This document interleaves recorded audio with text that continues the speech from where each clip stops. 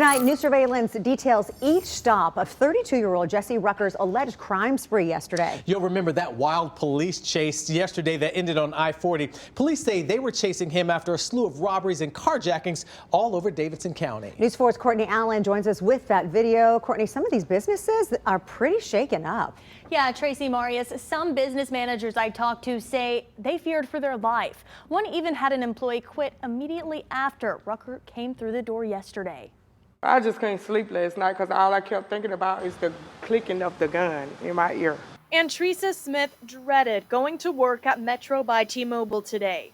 I done locked the door a couple of times. People come to the door, I unlock it, then lock it back after them. This comes after Smith says a man with a gun robbed them yesterday afternoon. He just bust the door open and was like, "I'm finna rob y'all." And I was like, "Get on up out my store, that BS, get out my store."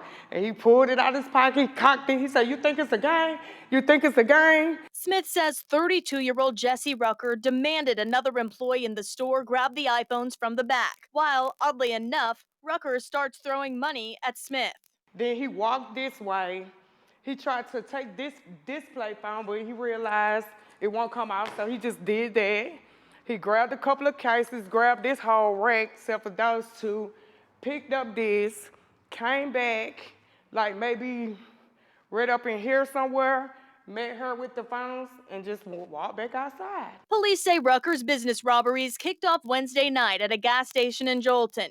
Then yesterday afternoon, police say he robbed Meat Columbia restaurant, then headed to Harding Pharmacy. The pharmacy tells News 4 he walked in with customers inside to buy syringes. Surveillance shows him wave around a gun and telling the cashier to hurry up before actually paying and taking off with boxes of 30-gauge needles. Then Smith says Rucker stole the phones from Metro by T-Mobile and ended up at Dubai Jewelry just 7 minutes later. Surveillance shows him walk up to the jewelry store with a gun, then hides it as someone passes. Once he enters, he shatters a display case and grabs a handful of jewelry. He tries but fails to get out. He then tries to jump the counter before letting himself out with a lock button beside the door. I still been shaking. Smith says she is thankful to be alive. I got to do what this man tells me to do because I got kids at home. I got to make it home to my kids.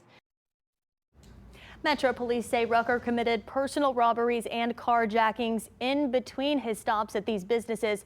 Police say he is facing 16 charges for 10 incidents. 6 other incidents remain under investigation. 5 are local and the other is out of Kentucky. Courtney Allen, News 4 Nashville.